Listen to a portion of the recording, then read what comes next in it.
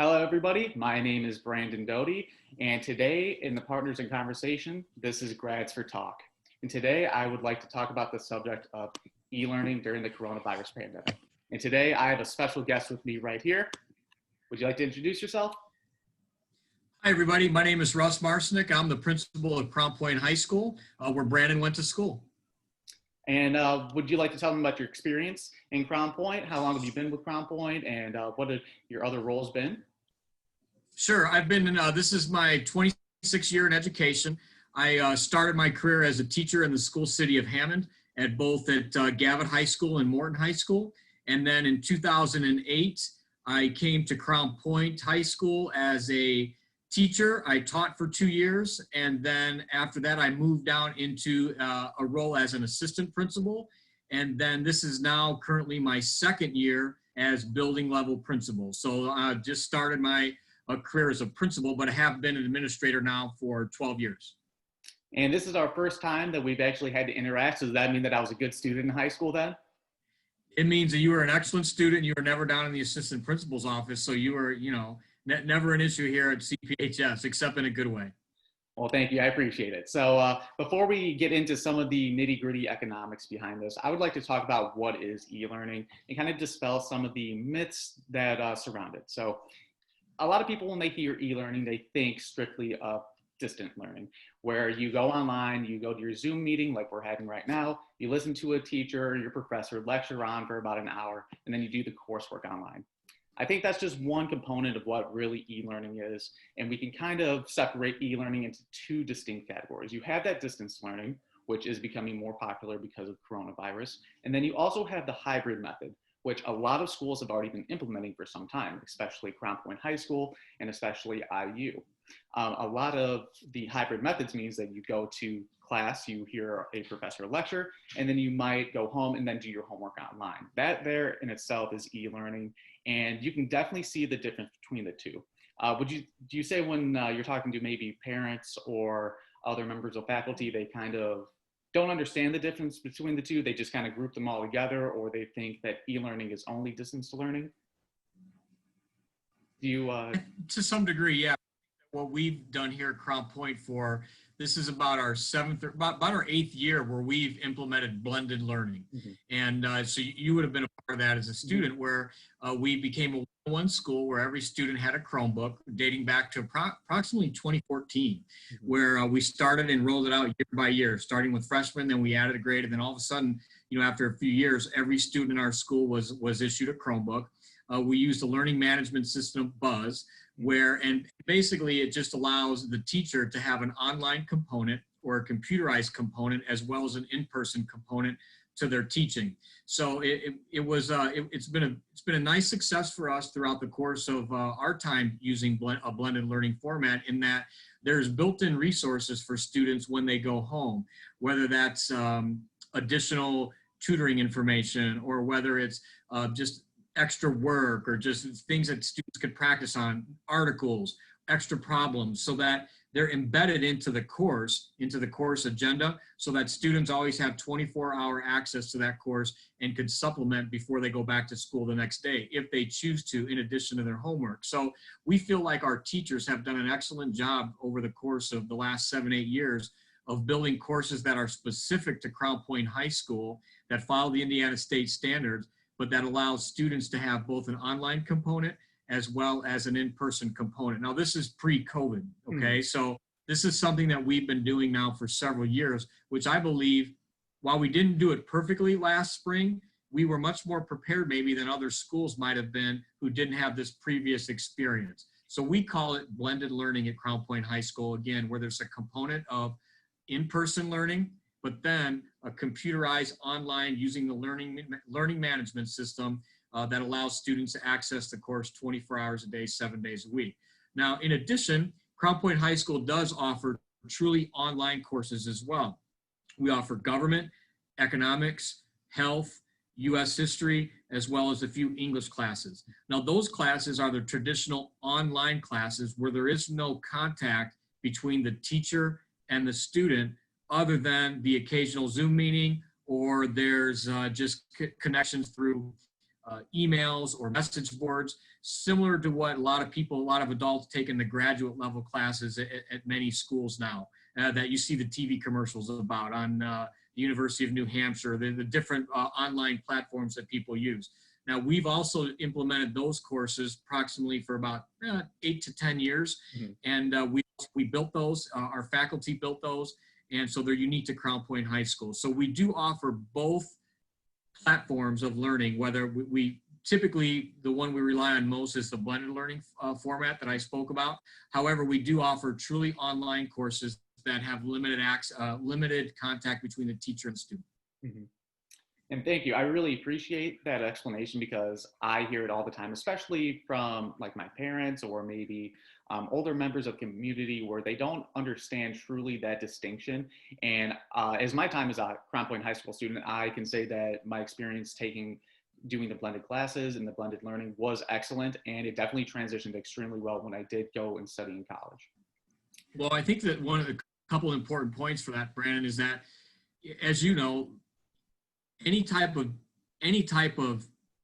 computerized learning, whether it's distance learning, online learning, or blended learning, it does take some self-motivation. Mm-hmm. And I think that what we've seen over the course of COVID-19, not only at Crown Point High School but at other schools across the area, state, nation, is that students who are successful have they need to be a little bit of self-driven learning. And it's very important to get on a schedule, a routine for students.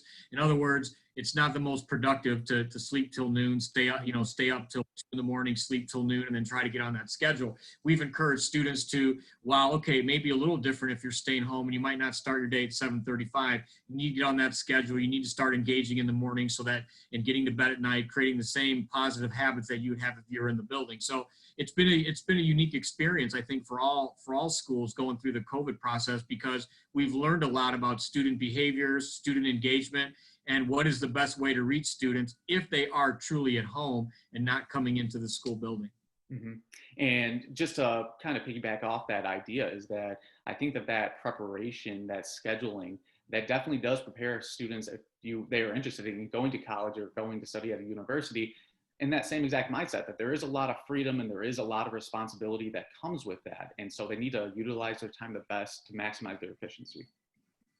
Yeah, and I think that's one of the things that we've noticed is that a lot of the student feedback we get, similar to what you're giving here today, Brandon, is that students do experience online classes when they're at the university level, online blended learning, and so it becomes a nice preparatory experience that they have in the high school level before they go to school. So I think as we evolve and move forward, we're going to try to give as many students as possible, even post-COVID. And let's say we're back to school completely, in person, 5 days a week. And we still feel like there's going to be, and it's one of your questions I think that you have on your PowerPoint, we do feel like there's going to be a demand still for students who like online learning or who like distance learning, who want to continue to do so. Mm-hmm. And it could be for a number of reasons. It could be that they're just not comfortable in a 3,000 student high school. Mm-hmm. It could be that they have some anxieties. It could be they have a medical issue. It could just be that they're successful distance learners and it fits with their schedule, and it becomes a situation where they're able to do this with limited connection with the teacher. So I think that as schools look at this, a lot of times crisis breeds opportunity. And I do feel like this is an opportunity for education, or certainly in the Crown Point Community School Corporation and Crown Point High School, to continue to evolve, to think about ways that we could offer online learning platforms moving forward in the future and give students more opportunities to experience this if they choose to. Well, since you've already touched on it, let's just get directly into it then. You already hinted that the demand for e-learning currently during the coronavirus pandemic, and even much before it, based on Crown Point High School's example, that there is a demand for e-learning, that being able to access material online after hours, being able to email your teacher, your professor when needed, the ability to go back and watch lectures, that's so vital. And I wish when I was going through high school that it was at the current level that it is now, because it's such a useful tool that can help enhance and enrich learning just further beyond the classroom. So as we've already discussed, we think this is going to stay around. You think that e-learning is here to stay and it's here for good? I don't think there's any question that e-learning is here to stay, and it's here for good. I mean, in the last 10 years, you know, as we've gone through this journey at Crown Point High School, you know, it's been kind of on the it's kind of been on the surface there, you know, but you know, the movement to Chromebooks. Mhm. Where every student's, you know, the blended learning format for instruction, Mhm. learning management system, and Buzz. If I had to predict, I think what you're going to see is many public school corporations or even individual schools creating schools within a school, Mhm. creating an online learning academy. There's examples throughout the country. Wisconsin has one. Mhm. Other school districts in the Midwest, you know, have experimented with that, and there's different ways that they do it. But in my opinion, you're going to have families who had good experiences with being at home and have legitimate reasons for keeping their students home, and at least maybe having a combination of online learning and in-person learning. Mhm. What I mean by that is I think what you're going to start seeing evolving is potentially a situation where, let's say you have a senior who wants to work. Typically, they might do an internship through our internship program. But in my opinion, what's wrong with that student who just maybe not involved in their internship program, that just has a job somewhere in town, saving money for college? Let's say they go in person for and take some core classes until 11 o'clock, then Mhm. have some online learning options for the rest of the day that fits into their schedule. They still do what they need to do as a young adult, 18, 17 years old, and starting to grow into that, you know, more responsibility of managing your own learning. And so I think that that's kind of what we're going to see, a combination of all online learning. I'm sorry, you're going to see a combination of online learning and in-person learning. You're still going to have your all in-person students, but then you're also going to have some students who just prefer that online format. And I think that schools would be wise to make sure that they have a legitimate platform for those students so that they can provide those opportunities. And I think that when you look at question number 3, what budgetary factors that play a role in e-learning, well, you want to keep as many students in your school as possible, and you want to make sure that you're offering the best possible programming that fits diverse learners. And I think anytime we talk about diversity, the first thing that comes to mind is, you know, racial diversity, Mhm. ethnic diversity, and that's true. Mhm. But there's also diversity of learners and diversity of personalities and diversity of interests and diversity of just prior experiences that make each one of us who we are today. And because of that, I feel like if we don't offer these opportunities, you're going to lose students to online academies, these virtual academies that some school, companies are creating and offering high school students an opportunity to go distance learning. So I think it's an interesting conversation for school districts in that, okay, how are we going to adapt? How are we going to adjust? How are we going to budget to have online learning faculty, to have maybe a teacher who teaches 3 classes in person and then 3 classes to the virtual students who choose that? And I think that it's a very interesting conversation. So with all the sort of headaches that Corona has caused for schools in trying to manage both at the university level and at the high school level, I do feel like, again, there's opportunity here to rethink what is education and what is the best way to provide our students the best possible platform for their own individual experience. Mhm. And when you were touching upon the budgetary factors, I know that in itself can be its own can of worms. But we won't get into the specifics of that. But that is another thing that I think people should take into consideration is how schools are actually being funded, and if we do want to really enhance the capabilities, the quality of e-learning. I mean, this is going to cost something. We gotta think about the bottom line and how taxpayers or in school corporations and school districts are actually going to come up with the funds to provide an excellent education, especially if we're going to be able to handle the diversity of learners. Absolutely. It's an interesting conversation. I think that one that, it's fascinating. And again, I think that what you have to look at is how do you say yes to people? How do you provide opportunities and experiences for students that are going to be beneficial for them when they go to their post-secondary routes? Mhm. And again, it could look different for every student is different. Every student is unique. Every student has unique family background, a unique educational experience. And so what takeaways can you take from their experiences and then somehow provide within a framework that allows them to excel and have that experience. But I also feel like the social experience of high school is important too. So when you look at the different clubs, activities, athletics, or the play, or the music, the band, the orchestra, in my mind, you could do both. I feel like you could still do those activities while being a distance learner, or an e-learner, or a blended learner, or a hybrid, or whatever you want to call it.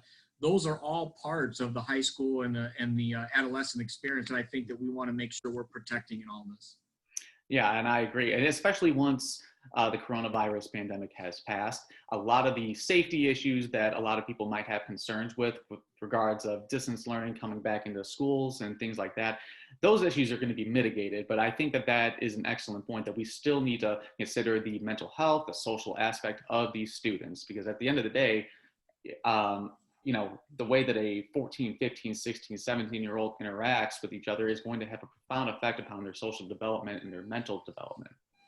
No question. You make a really good point, Brandon, about the social, emotional, or the mental health aspect of all this. And I think that one of the things that we've stressed to, you know, what we're currently doing at Crown Point High School is we're on what we're calling a hybrid schedule. So at least until the end of October, what we started with here for the first few months of school is that half of our students are here 2 days a week. The other half of our students are here in person 2 days a week. Then we have an e-learning day on Wednesday for the entire school. So no students are in our building unless they need to come in and get tutoring, or else they have a specific appointment with a teacher to kind of touch base on something. There's no students in our building on Wednesday. We also have students who have made the choice, or their families have made the choice, for them to do strictly distance learning during this time. So we have probably 20 to 25% of our students who have chosen never to come in our building at this point anyways, and stay home and interact with our teachers virtually. So we have a couple different things going on here currently at the high school. But I think one of the most important things to go back to what you mentioned is we want to make it clear to our distance learners, or the students who are at home, that they still have access to everything that an in-person student would have, especially our counselors, our social workers, the administrators, so that if there is an issue, that if there is a social emotional issue, a mental health issue, or just a student who's struggling with a tough time that they're having a hard time dealing with, that they can come in, they can make an appointment, they can talk on the phone to their counselor. They're not off limits. And I want to, that's very, very important, that everybody in all schools feel warm and welcome, and that they're still a part of the school community, no matter what choice of learning they have taken on at this point in time. So that's something that I feel strongly about, and challenge at times, because, you know, you run that risk of, well, I haven't seen them in a while, we just assume they're okay. We're trying to set up systems that regular check-ins from the teacher, we have what we call graduation coaches who reach out to kids. And so that's an important part of this too. We don't want anybody feeling like they're left out of the experience of Crown Point High School. And I think as more and more schools adopt a more robust e-learning program, that is something that they definitely need to take into consideration, and that should be a foundational aspect of a lot of e-learning programs. I would just like to move into some of the key takeaways that we've discussed today. The first one is that there has been an obvious increase in the demand of e-learning due to the coronavirus pandemic. The second one is public schools have increased the supply and availability of e-learning by offering online classes, blended or hybrid learning. And then the last one is the budget constraints do play a role in the implementation of e-learning and the success of e-learning. And then I would just like to offer a couple questions to the audience before we close out. After the coronavirus vaccine is produced, is there going to still be a high demand for e-learning in public schools, and how will the demand affect future instruction? Will optional e-learning be accessible in all public schools as a result of coronavirus?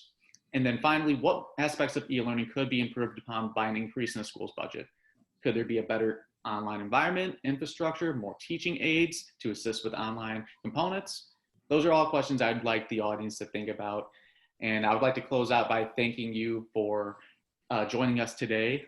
We really appreciate it, Principal Marcinek. Is there anything that you'd like to tell the audience as we sign off? No, I just want I'd like just the audience to know that what a great job our teachers are doing, and not only at Crown Point High School, but all across the area, the state, the country, where I think we've seen teachers, especially in our experience here at Crown Point High School, who have really risen to the occasion, who have thought of creative ways to reach student, who have been forced to rethink instruction, who have been forced to collaborate with others to try to find a way to reach students in an aspect that they haven't been asked to do in the past, and they've done a great job. So I want, I think what we all, sometimes you take for granted teachers and the job that they do and what a difference that they make and the impact that they can have on young people. And so one of the things that I just would like to leave with our audience and for you, Brandon, is just a reassurance that teachers have risen to the occasion. They're doing a fantastic job. And I think that, once again, it's exciting because we see not only students growing in their learning and the way they're approaching things, but we're also seeing teachers grow in the way they deliver instruction and their creativity and the ideas and the collaboration. So again, while this is not ideal, the coronavirus is not ideal in any way, shape, or form for education or for any business for that matter, I think most important thing we could do is use this as an opportunity and see the positives in it and how much better we're going to be as a result when all this is said and done. So again, from Crown Point High School, hey, the door's open here. If anybody in your audience ever has any questions for the community of Crown Point High School, please feel free to reach out to any of us. We're happy to talk. And Brandon, you're doing a great job. We're proud of you as a Crown Point High School graduate. You embody everything that we would hope to see in our students. So great job and keep up the great work. Thank you. I appreciate it. Absolutely.